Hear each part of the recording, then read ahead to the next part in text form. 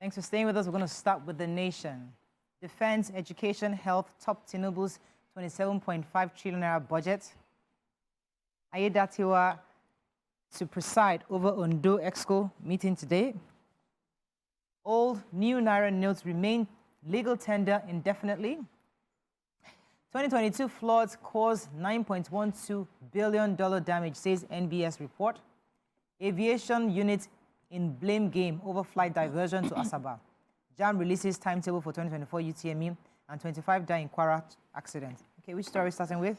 Yeah, so Ayedatiwa will be today sitting as head of the ESCO meeting in Akure, according to the nation. They said those state executive council will hold this meeting today, and the deputy governor, Lucky Ayedatiwa, will preside over the meeting.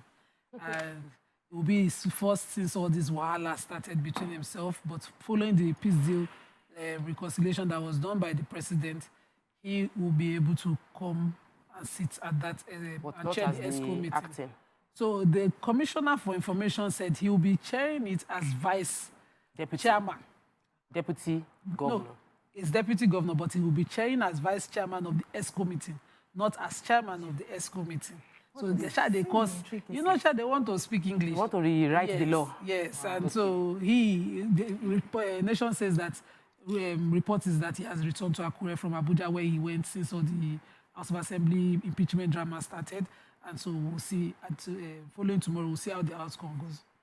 Okay, so the much anticipated budget has been presented, and defense, human capital development, healthcare, education top the list of priorities for the estimate for the budget with the 27.5 trillion naira estimate. It was presented by the president to a joint session at the National Assembly yesterday. The budget is called the Budget of Renewed Hope, which is predicated on the exchange rate of 750 naira to the dollar, an oil benchmark of $77 per barrel, and an oil production estimate of 1.78 million barrels per day. The president said that the deficit, that there's going to be a bit of deficit, about 13.7 trillion naira. He said that the projected deficit is about 9.1 trillion, which is more than the 13.7, which is lower than 13.7 trillion in 2023 budget. He said that the president said it will be financed through the new borrowings totaling 7.8 trillion and 298 billion to raise from privatization proceeds and so much more. But we're really excited that finally the budget has been presented. The government highlighted the sectoral allocations to various ministries. Minister of Budget was there yesterday. And listen, this is something Nigerians are waiting for, because education and healthcare are two key things, two key areas, and Nigerians are desperately hoping to see some real, tangible and visible changes in 2024. So hopefully with this priority, we can see some real changes. So I have the cash story. I've been following up on this, because anything that will not allow me have cash this period is not will not be tolerated. So yesterday, the Supreme Court, had to lay, to rest the anxiety over. We've been having anxiety over the fact that, are we going to continue with, both legal tenders, the old and the new together, or are they going to finally phase it out as they had promised 31st of December? But, they had the final judgment yesterday, and they said the federal government has finally allowed the two legal tenders to be in circulation, yes. And this is going to last as long as, except, of course, the federal government decides later. They have the discretion to decide later. And before they do that, they're going to have a meeting with all of the stakeholders and make sure that every facility that is needed to, phase out the old notes are in place before they can change it. But for now, we can go ahead using our old notes, the 200 naira, 500 naira, and 1,000 naira notes alongside the new notes. So nobody should be holding any cash anymore. You can use both till further notice. So the aviation units are in a blame game.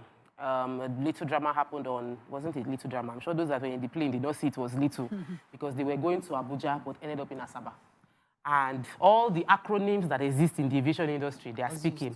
National Association of Aircraft Pilots and Engineers, NAPE, that's represented by Abenego Galadima has expressed worry over the development. He said it portrays the aviation industry in bad light and it constitutes serious safety security tendencies. However, the National Air Traffic Control Association, NATCA, has warned the Flight Dispatch Association of Nigeria, FLIDAN, against making allegations that could impede the investigation by NACA, that's Nigerian Civil Aviation Authority. All the acronyms have come out, and the conversation is the flight was redirected. And who is taking responsibility? They said that the National Air Traffic Controller Association has said that the National President, Yomi Agoru, has accused FLIDAN and other people that are making comments that flight direction changes. People can change flight direction mid-flight, and that they should allow NACA, that's the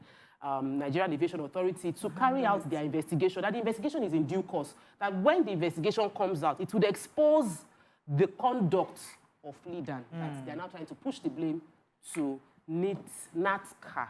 Okay, moving on to... We need aviation sector to work. We've gone past the ages when we used to have flight crash and all of that. And we're coming back. It's coming back, and we don't want those things to sit up. Defense Education Road gets 6.7 trillion naira, FGI's 10.4 trillion naira tax. Robbers kill Ogun Finance Director in Bullion Van ambush. 25 die in Kwara tanker fire. Norway's Equinor sells 20% stake in Chevron Agbami Field. Aidatiwa returns to Ondo, heads EXCO meeting today.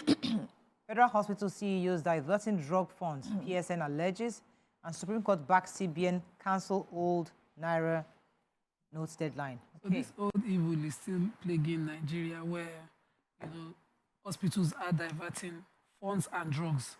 So the Pharmaceutical Society of Nigeria yesterday had their event titled Jewel City 2023. That's their international conference that they held in Gombe. And the president of the PSN, Professor Cyril Usifo, was saying that they are calling for the probe of corruption against some of the CEOs of the federal hospitals whom empirical data confirms indulge in the procurement of drugs through their proxies, in addition to diverting drugs revolving funds accruable to identifiable bank accounts that are not official accounts in their institutions.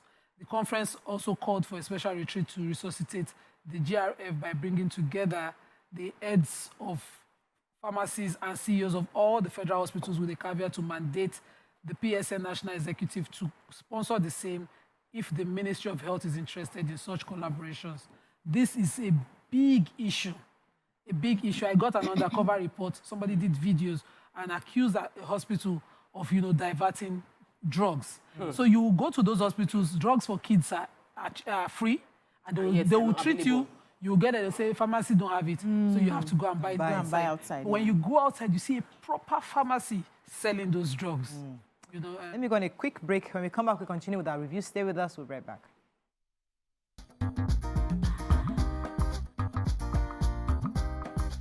Stay tuned. Your View will be right back.